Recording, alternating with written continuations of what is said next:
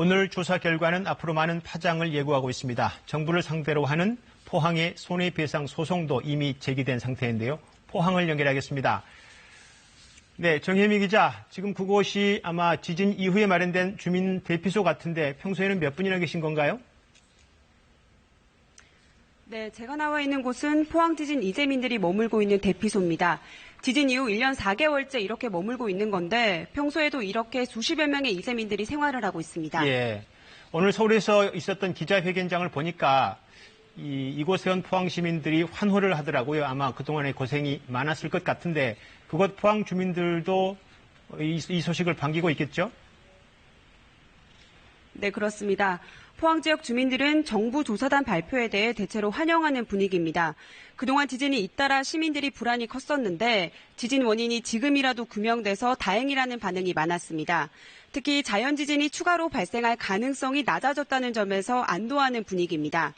오늘 포항 시민 300여 명은 직접 서울까지 가서 기자회견에 참석하고 발표 결과를 지켜봤는데요.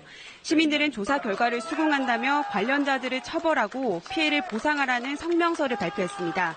특히 제대로 된 검증 과정 없이 발전소 공사를 강행한 것은 포항 시민들을 대상으로 실험 대상으로 삼은 것이라는 비판도 쏟아졌습니다.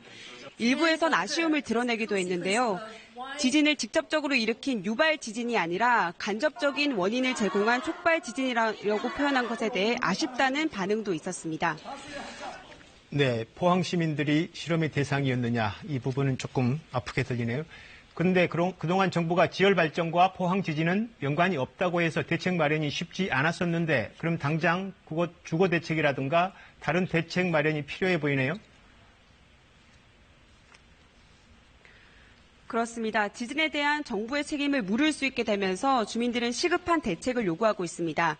이곳 지진 대피소에 있는 100여 명의 주민들은 살던 집이 대부분 파손돼 어쩔 수 없이 대피소 생활을 이어가고 있는데요. 지진이 난 지 1년 4개월이 지나고 있지만 아직도 이들에 대한 주거 대책은 제대로 마련되지 않은 상황입니다. 이렇게 체육관이나 임시 주거시설에 머물고 있는 주민들에 대해 주거 안정 대책이 하루빨리 마련돼야 한다는 목소리가 높습니다.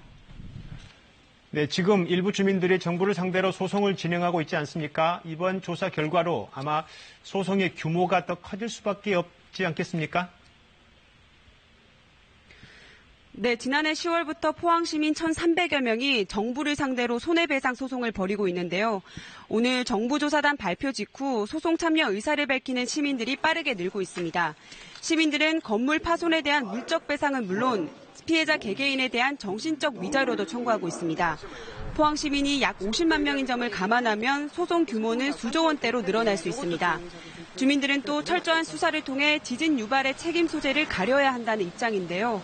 지열 발전과 지진의 연관성을 숨긴 정부와 발전소 측의 형사 고발과 함께 감사원 감사 청구도 검토 중입니다. 네, 포항의 정혜미 기자였습니다.